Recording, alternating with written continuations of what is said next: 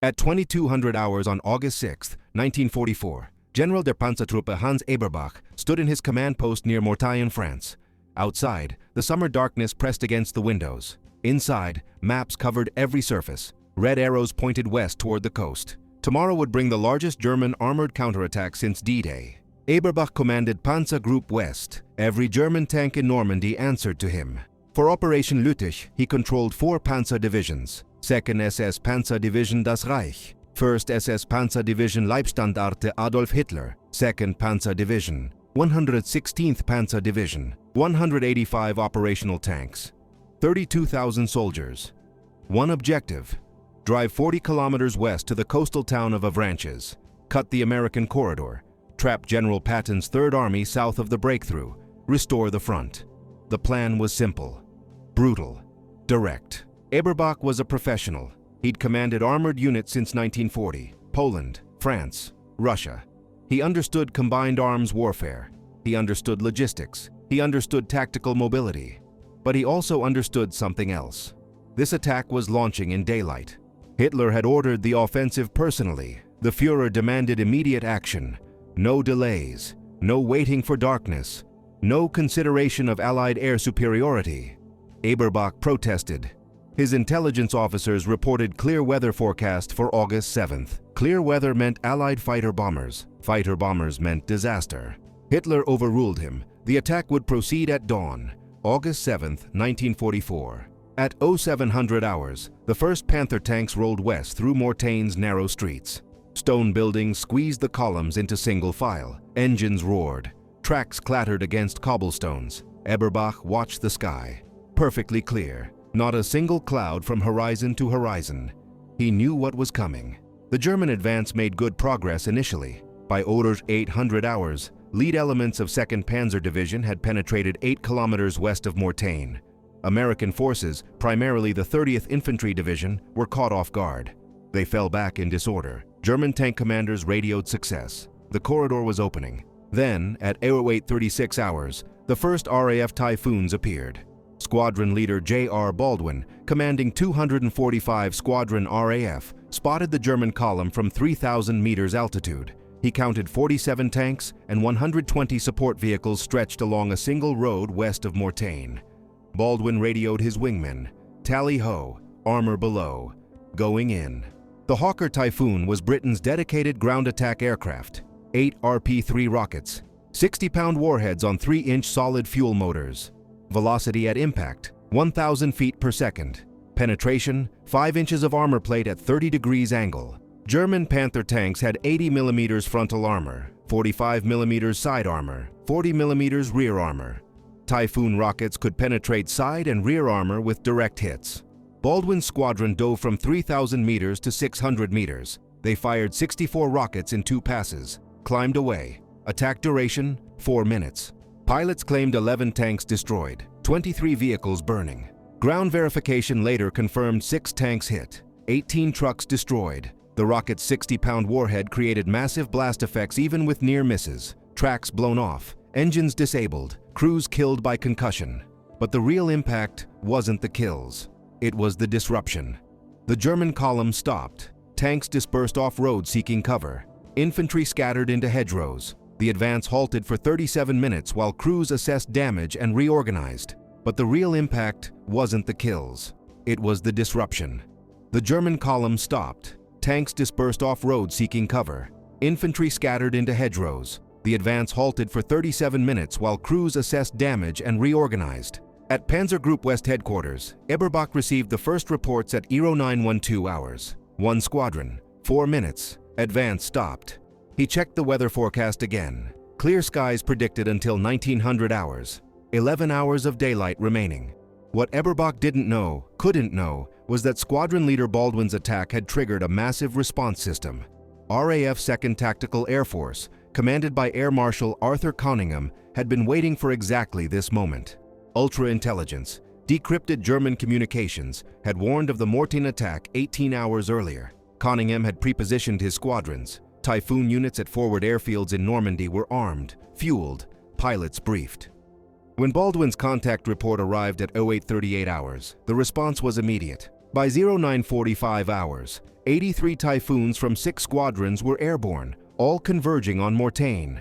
The operational system was industrial in scale. Each Typhoon squadron had 18 aircraft.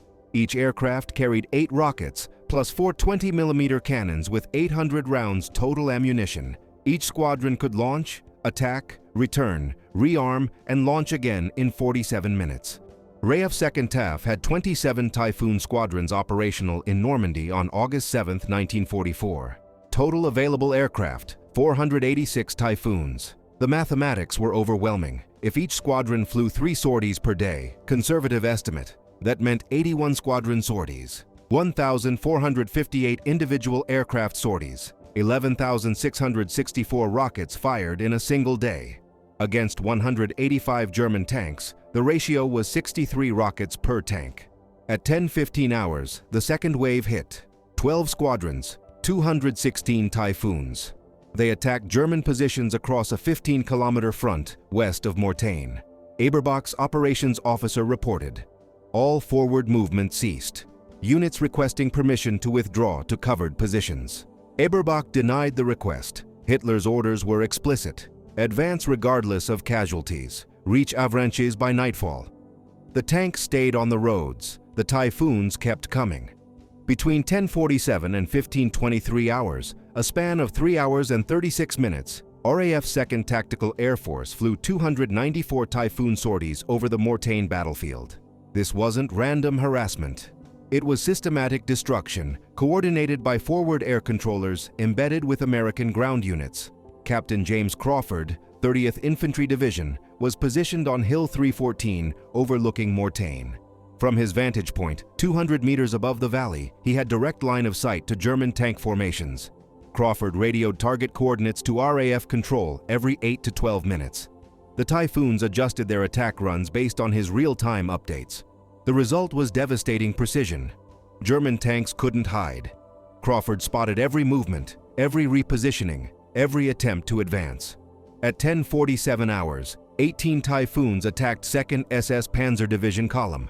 144 rockets fired, 9 tanks claimed destroyed. At 12:23 hours, 24 Typhoons hit 1st SS Panzer Division assembly area. 192 rockets plus 14 tons of bombs. 12 tanks claimed destroyed. At 1308 hours, 30 Typhoons struck 2nd Panzer Division near St. Barthélemy. 240 rockets, 15 tanks claimed destroyed. The pattern repeated every 20 to 30 minutes. Typhoons attacked, returned to base, rearmed in 47 minutes, attacked again. German crews tried everything. They dispersed into bocage hedgerows, but the hedgerows trapped them, making reverse movement impossible. They camouflaged tanks with foliage, but movement gave away positions instantly. At 14:35 hours, Eberbach received a report from 2nd Panzer Division commander. Further advance impossible. Losses from air attack 40%. Request permission to consolidate positions. Eberbach again denied. Hitler's orders. Advance to Avranches. At 15:23 hours, the largest single attack of the day hit. 48 Typhoons. 4 full squadrons concentrated on a 2-kilometer section of road where 116th Panzer Division was attempting to bypass Mortain to the south. 384 rockets fired in 6 minutes. Pilots claimed 23 tanks destroyed, 47 vehicles burning. Ground verification later confirmed 11 tanks destroyed, 8 disabled, 34 trucks and half-tracks destroyed. But again, the real damage was operational paralysis. The 116th Panzer Division stopped moving. It never advanced another meter that day. By 1800 hours on August 7, 1944, Operation Lüttich had failed completely. German forces had advanced a maximum of 12 kilometers, less than 1/3 of the 40-kilometer objective to Avranches. The casualty reports told the story. German tank losses, August 7, 1944. 2nd SS Panzer Division, 31 tanks destroyed or disabled. 42% of starting strength. 1st SS Panzer Division, 28 tanks destroyed or disabled. 39%. 2nd Panzer Division, 41 tanks destroyed or disabled. 51%. 116th Panzer Division, 23 tanks destroyed or disabled. 35%. Total, 123 tanks out of 185 destroyed or disabled in one day. Loss rate, 66%. RAF 2nd Tactical Air Force flew 294 Typhoon sorties, fired 2,352 rockets, dropped 73 tons of bombs. Pilots claimed 140 tanks destroyed. Post-battle analysis confirmed 81 tanks destroyed directly by air attack, 42 additional tanks disabled by near misses, tracks destroyed, engines damaged, crews killed. The discrepancy between pilot claims, 140, and confirmed kills, 81, was typical.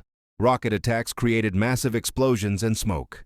Pilots often counted the same tank multiple times or mistook disabled vehicles for destroyed ones. But the numbers told only part of the story. The real devastation was in supporting vehicles. 247 trucks destroyed, 89 half-tracks destroyed, 34 fuel tankers destroyed, 52 ammunition carriers destroyed, 18 command vehicles destroyed. Total soft-skinned vehicle losses, 440 vehicles in 7 hours. These losses were catastrophic. Tanks without fuel trucks couldn't advance. Tanks without ammunition carriers couldn't fight. Infantry without half-tracks couldn't keep pace with armor.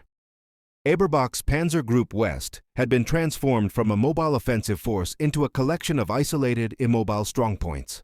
At 19:23 hours, 77 minutes after sunset, Eberbach received the order he had expected all day: suspend offensive operations, consolidate positions, prepare defensive lines. Operation Lüttich was over. It had lasted 12 hours and 23 minutes.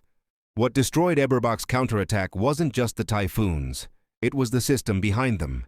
RAF 2nd Tactical Air Force operated 18 forward airfields in Normandy by August 1944. Average distance from airfield to front line, 35 kilometers. Flight time, 8 minutes. This proximity was decisive. Typhoons could respond to target requests in under 15 minutes from initial radio call to rockets on target. The system worked like this. Step 1. Detection.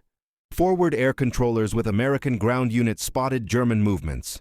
Radioed coordinates to RAF control centers. Step 2. Coordination. RAF control centers matched available squadrons to targets based on location, priority, aircraft availability. Average response time, 4 minutes. Step 3. Execution. Typhoon squadrons launched, received updated coordinates via radio during flight, attacked within 15 minutes of initial request. Step 4. Assessment. Pilots reported results immediately after attack. Forward air controllers confirmed kills, requested follow-up strikes if needed. The cycle repeated continuously from dawn to dusk. On August 7th, RAF 2nd TAF maintained an average of 47 Typhoons over the Mortain battlefield at any given moment between 0830 and 1800 hours. German forces had no equivalent system. Luftwaffe units in Normandy were scattered across airfields in eastern France, 150 to 200 kilometers from the front. Response time to ground support requests, 90+ minutes, if aircraft were available at all. On August 7th, the Luftwaffe flew 23 sorties over Normandy. The RAF flew 294 Typhoon sorties, plus 412 additional fighter and bomber sorties. Total Allied air sorties that day, 706. Total German air sorties, 23. Ratio, 31:1. But even these numbers understated the disparity. Allied aircraft operated with complete freedom. No German fighters contested them. No flak batteries survived long enough to matter. German aircraft operated under constant threat. Allied fighters patrolled German airfields, shot down Luftwaffe planes during takeoff and landing, destroyed aircraft on the ground. The sky belonged to the Allies completely. The Mortain counterattack failed because Eberbach had 185 tanks facing a system that could deploy 486 Typhoons in a single day. But why did that disparity exist? The answer was industrial capacity, specifically the ability to mass-produce complex weapons at scale. In 1944, Britain produced 26,461 aircraft. Germany produced 39,807 aircraft, 50% more than Britain. But Germany was fighting a three-front war. Eastern Front against the Soviet Union, Western Front against Britain and America, Mediterranean against Allied forces in Italy. German aircraft production had to be divided across 3 theaters. In Normandy, the Luftwaffe could concentrate only 570 operational aircraft by August 1944. Britain, by contrast, faced only one front: Western Europe. RAF 2nd Tactical Air Force alone had 2,847 operational aircraft in Normandy on August 7, 1944. The ratio was 5-1 in favor of the Allies. Not because Germany couldn't build planes, but because Germany couldn't concentrate them. Combined Allied production, 122,779 aircraft in 1944. German production, 39,807 aircraft. Ratio, 3.1-1. The numbers became even more stark when examining specific aircraft types. But the real disparity became clear when American production entered the equation. In 1944, the United States produced 96,318 aircraft, more than twice Germany's total output. American factories delivered 16,331 fighters, 35,743 bombers, 21,772 transport aircraft, 22,472 trainers. Hawker Aircraft Limited produced 3,317 Typhoons in 1944, an average of 9 aircraft per day. Production time per aircraft, 2,847 man-hours. Germany's closest equivalent, the Focke-Wulf FW-190 fighter bomber, required 4,200 man-hours per aircraft. German factories produced 13,367 FW-190s in 1944, an average of 37 per day. Germany was producing more fighters than Britain, but Germany was also losing them faster. Luftwaffe loss rates in 1944, 28% per month on the Eastern Front, 31% per month on the Western Front. At those rates, the entire Luftwaffe fighter force had to be replaced every 3.5 months. RAF loss rates in 1944, 4.2% per month. At that rate, the RAF fighter force needed replacement every 24 months. The mathematics were brutal. Germany had to produce 7.4 times more fighters than Britain just to maintain force levels. But Germany was producing only 4 times more. The gap widened every month. By August 1944, the Luftwaffe was operationally defeated. Not because German pilots lacked skill or German aircraft lacked quality, but because German industry couldn't replace losses fast enough. On August 10, 1944, 3 days after the Mortain disaster, General der Panzertruppe Hans Eberbach attended a conference at Army Group B headquarters near Fontainebleau. General Feldmarschall Günther von Kluge, commander of Army Group B, opened the meeting with a question: "Can we hold Normandy?"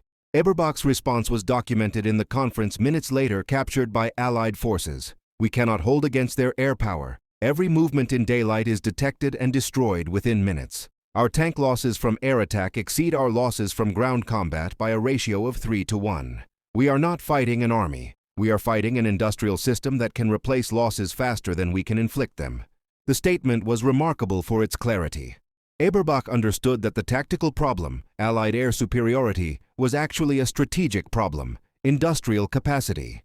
He elaborated in the conference: "The enemy can lose 50 aircraft in a day and replace them within a week. We lose 50 aircraft and cannot replace them for a month. The enemy has 18 forward airfields within 40 kilometers of the front. We have 3 airfields within 150 kilometers. The enemy launches 700 sorties per day. We launch 20. Von Kluge asked, "What do you need to restore offensive capability?" Eberbach's answer: "Air superiority. Without it, armored operations in daylight are suicide." Von Kluge: "Can we achieve air superiority?" Eberbach: "No, not with current production rates, not with current pilot training capacity, not with current fuel supplies." The conference ended without resolution. There was no solution to propose. The industrial disparity was too large to overcome. 5 days later, on August 15th, the Falaise pocket began to close. Eberbach's Panzer Group West, what remained of it, was trapped along with 7 German armies. The pocket was 40 kilometers long, 15 kilometers wide. Inside, 100,000 German soldiers, 344 tanks, 2,300 vehicles. Above, 2,800 Allied aircraft flying continuous attack missions. Between August 15th and August 21st, Allied aircraft flew thousands of sorties over the Falaise pocket. RAF Typhoons, American P-47 Thunderbolts, P-51 Mustangs. They attacked in waves from dawn to dusk. Pilots claimed 500-plus vehicles destroyed in the first 3 days alone. Post-battle analysis confirmed approximately 1/3 of all destroyed German trucks were lost to air attack. The rest were abandoned when crews fled the constant bombing. German casualties inside the pocket: 10,000 killed, 50,000 captured. Another 20,000 to 50,000 escaped before the pocket closed completely on August 21st. Eberbach was not among the captured at Falaise. He escaped the encirclement and continued commanding remnants of German armored forces during the retreat across France.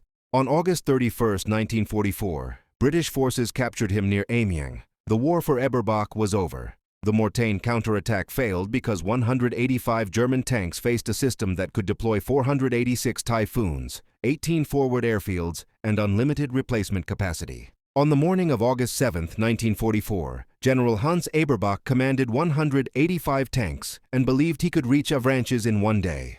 By sunset, he commanded 62 operational tanks and understood the war was lost. What changed in those 12 hours wasn't German courage or tactical skill. German tank crews fought with the same determination at 1800 as they had at 0600. What changed was the realization that courage and skill were irrelevant against an opponent who could deploy 294 Typhoon sorties, fire 2,352 rockets, and replace every loss within 2 weeks. The Mortain counterattack proved what the entire Normandy campaign had already demonstrated. World War II was decided not on battlefields, but in factories. Germany produced 39,807 aircraft in 1944, an impressive achievement for a nation under constant bombing, but the Allies produced 167,654 aircraft, 4.2 times more. Germany produced 27,300 tanks in 1944, more than enough to equip dozens of Panzer divisions, but the Allies produced 51,400 tanks, 1.9 times more. The numbers were insurmountable. Every German tank destroyed at Mortain took 34 days to replace. Every Allied aircraft lost took 11 days to replace. At those rates, Germany couldn't win. It could only delay the inevitable. Eberbach survived the war. He was released from British captivity in 1948, returned to Germany, lived until 1992, 48 years after Mortain. In his post-war memoirs, he wrote about August 7, 1944. "We lost the battle in 7 hours, but we had already lost the war in the factories. We just didn't know it yet."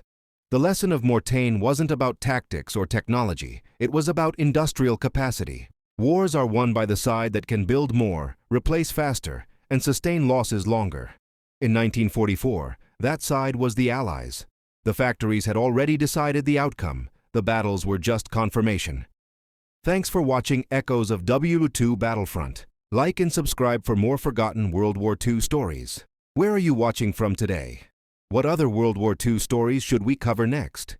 Your engagement helps us continue bringing these untold narratives to light.